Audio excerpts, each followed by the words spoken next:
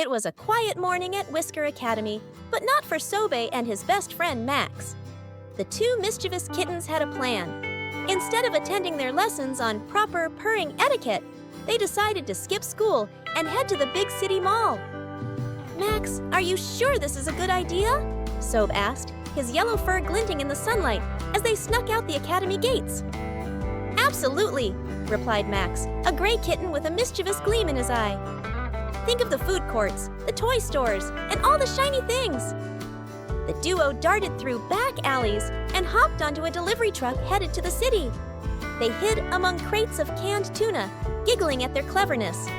When the truck stopped, they peeked out and saw the towering mall. "Here we go," Max declared, leading the way inside. The smell of fresh fish and sizzling meats greeted them as they entered the food court. "This is heaven!" Sobe exclaimed. They scurried under tables and grabbed fallen crumbs. When they reached a sushi stand, Max couldn't resist snatching a piece of tuna from an unsuspecting customer's plate. "Run!" he whispered, and they dashed away, dodging human legs and shopping bags.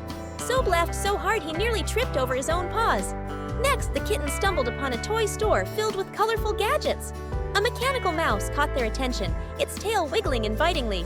Sobe pounced first, but the mouse zipped away. Max joined in, and soon the two were causing chaos in the store.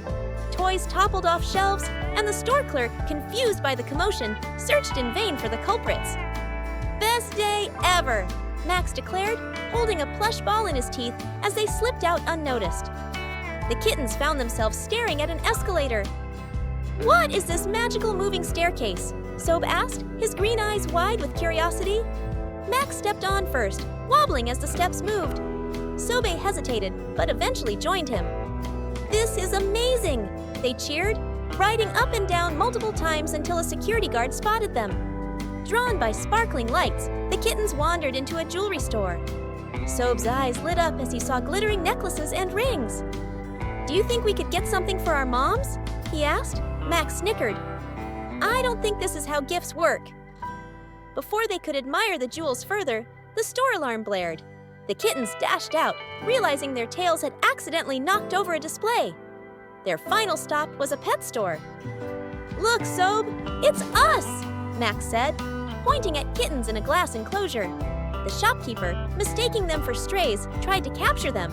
The kittens darted around, knocking over bags of catnip and scattering toy mice everywhere. The other animals cheered them on, barking, chirping, and meowing in support.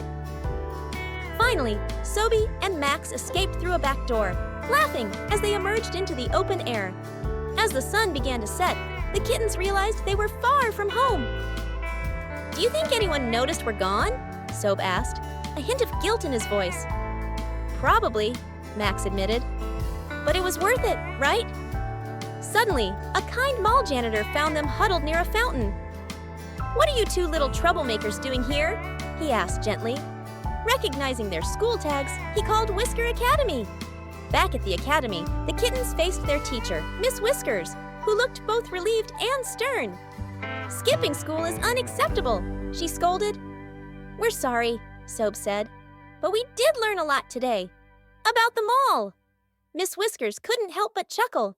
"Next time, stick to your lessons. Adventures can wait for the weekend." As punishment, Sobe and Max had to help clean the classroom, but deep down, they knew this was a day they'd never forget. That evening, as they lay in their beds, Max whispered, "Sobe, what if we visited the amusement park next?" Sobe laughed. "Let's get through this week first."